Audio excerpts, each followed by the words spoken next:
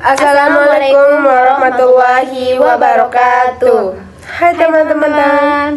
Kali ini kita akan menjelaskan mengenai keterampilan dasar kebidanan, khususnya membahas tentang persiapan dan perawatan bedah kebidanan.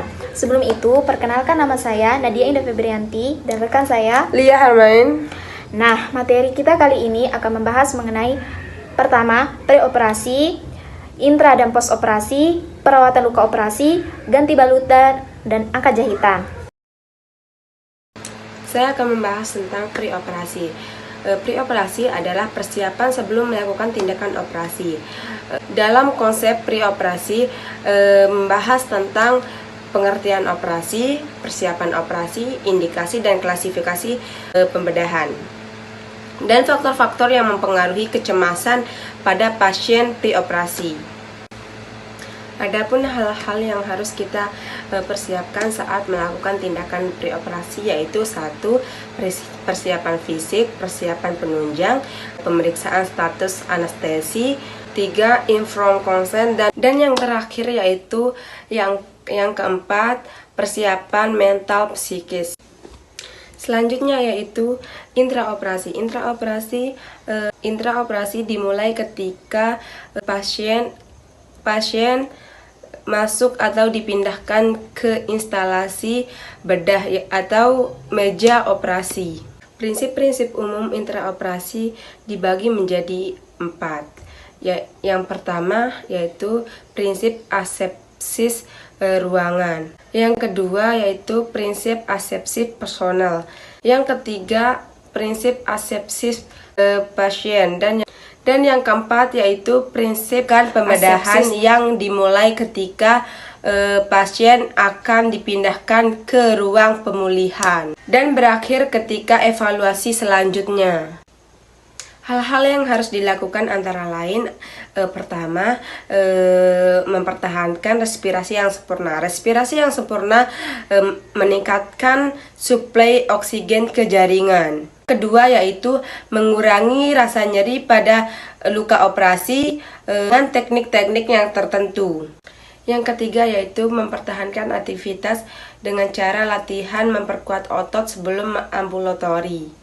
Dan yang terakhir yaitu meningkatkan proses penyembuhan luka dengan perawatan yang benar. Teman-teman, kembali lagi bersama saya Nadia Indah Febrianti. Nah, kali ini saya akan menjelaskan secara singkat mengenai perawatan luka operasi. Nah, luka post operasi atau luka pasca operasi atau biasa kita sebut dengan luka setelah operasi merupakan tindakan yang dilakukan dengan prosedur pembedahan operatif. Nah, perawatan luka post operasi ini dilakukan untuk merawat luka atau melakukan pembalutan terhadap luka untuk menjadikan luka kotor menjadi luka bersih. Sesar. Sebelum itu penutupan sayatan secara sesar terbagi menjadi 2 jenis ya teman-teman. Pertama adalah secara staples dan secara lem. Secara staples contohnya kita bisa melihat sama jenis halnya dengan staples pada umumnya, tapi ini khusus dan lebih berbeda karena diperuntukkan untuk menjahit luka atau untuk menutup luka pada ibu pada persalinan ibu yang dilakukan secara sesar. Nah, teknik ini merupakan teknik yang paling mudah dari segala memerlukan waktu 30-40 menit menggunakan jarum.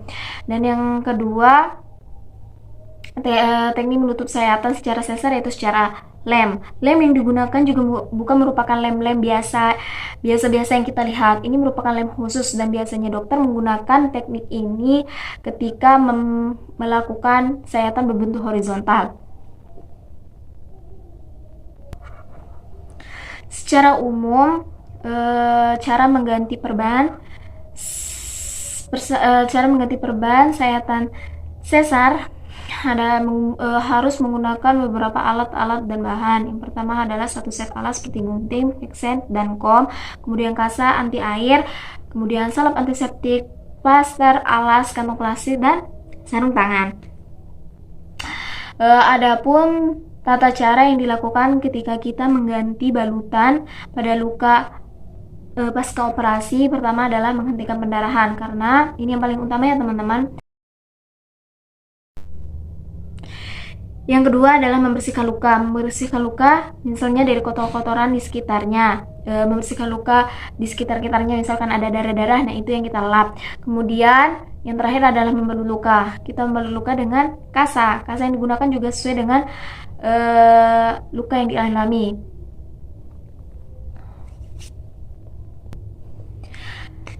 Cara mengganti perban pada luka pasca operasi, yang pertama adalah kita harus mencuci tangan terlebih dahulu menggunakan sabun dan air bersih. Kemudian perban atau plester harus diangkat dengan hati-hati untuk menghindari rasa sakit pada pasien ya teman-teman. Kemudian cara melepas plester atau kasa atau perban yang lengket, kita menggunakan air hangat untuk memudahkan ketika kita mengangkat plester tersebut. Kemudian setelah itu baru kita menggantinya dengan plester yang baru yang lebih bersih dan menempelkan kemudian menutup sayatan luka tersebut dengan hati-hati. Dalam kasus persalinan ada beberapa jenis robekan atau laserasi pada vagina perempuan. Yang pertama, tingkat 1, laserasi tingkat 1, laserasi tingkat 2, laserasi tingkat 3, dan yang terakhir adalah laserasi tingkat 4. Nah, laserasi tingkat 4 ini mencapai otot anus atau biasa disebut dengan rektum. Proses penjahitannya pun perlu dilakukan di ruang operasi untuk robekan yang tingkat 4 ini ya teman-teman. Dan kemudian komplikasi yang terjadi pun biasanya rentan terhadap komplikasi. Biasanya perlu beberapa waktu untuk pemulihan. Robekan ini biasanya terjadi pada persalinan normal ya teman-teman, bukan sesar. Nah teman-teman, ini yang terakhir yaitu angkat jahitan. Pengangkatan jahitan ada berbagai macam cara ya teman-teman. Pertamanya ada yang menggunakan pengangkatan jahitan menggunakan anestesi untuk menghindari agar pasien tidak merasakan rasa sakit ataupun ketidaknyamanan. Luka terjadi di wajah biasanya dibuka 3 sampai 4 sampai 5 hari. Kemudian luka pada leher biasanya angkat jahitannya dibuka setelah 7 hari. Kemudian lengan atau pengunjung 7 hari, telapak tangan, telapak kaki, jari-jari tangan atau kaki 12 sampai 14 hari, terus persendian lutut 10 sampai 14 hari, dan operasi sesar 4 sampai dengan 7 hari. Selain itu, jahitan episiotomi vagina biasanya akan lebur sendiri dalam beberapa minggu. Jadi tidak perlu dilepas ya teman-teman, karena itu menggunakan benang khusus untuk merekatkan. Sekian dari kelompok kami, kurang lebihnya mohon maaf. Assalamualaikum warahmatullahi wabarakatuh. Dadah guys.